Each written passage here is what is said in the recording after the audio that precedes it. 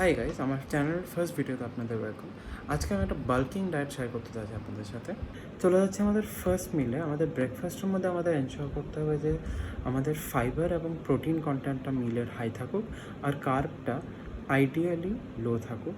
কারণ কি কার্ব সকালবেলা অনেকগুলো অ্যামাউন্টে খেলে আমাদের গ্লুকোজ স্পাইক হওয়ার কারণে আমাদের এনার্জি লেভেলস পরের দিনের মধ্যে কম হতে পারে, যার জন্য কার্ব অ্যামাউন্টটা ব্রেকফাস্টে কম রাখাটা ভালো।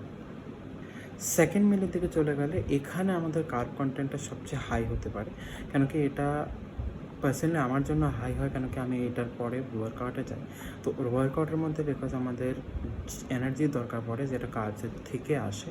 তো কার্ব কন্টেন্টটা এখানে আমি সবচেয়ে হাই রাখি। যদি আপনি কোনো অন্য টাইমে ওয়ার্কআউটে যাচ্ছেন, যেমন অনেক লোকে আরেকটু রাত্রেবেলা বা আরেকটু সকালবেলা ওয়ার্কআউটে যেতে পছন্দ করে, আপনি জাস্ট এনশিওর করবেন যে আপনার বডির মধ্যে এনাফ খাওয়ার এবং এনাফ কার্বোহাইড্রেট সোর্স আছে, যাতে আপনাদের মাসেলস এবং এনার্জি ফিউল হতে পারে ভালো ওয়ার্কআউটের জন্য। আমাদের লাঞ্চটা হয়ে গেলো আমাদের প্রি ওয়ার্কআউট। এখন ইভিনিংয়ে আমাদের একটা পোস্ট ওয়ার্কআউট মিল নেওয়া দরকার, যেটার মধ্যে মডারেটলি কার্বস আর মডারেটলি প্রোটিন দিয়ে ফিল্ড হবে, যাতে আমাদের বডির যে এনার্জি স্পেন্ড হয়েছে ওটা রিবিল্ড হতে পারে এবং আমাদের মাসেলসের মধ্যে গ্রোথ হওয়ার জন্য এনাফ প্রোটিন পেতে পারে মাসেলটা।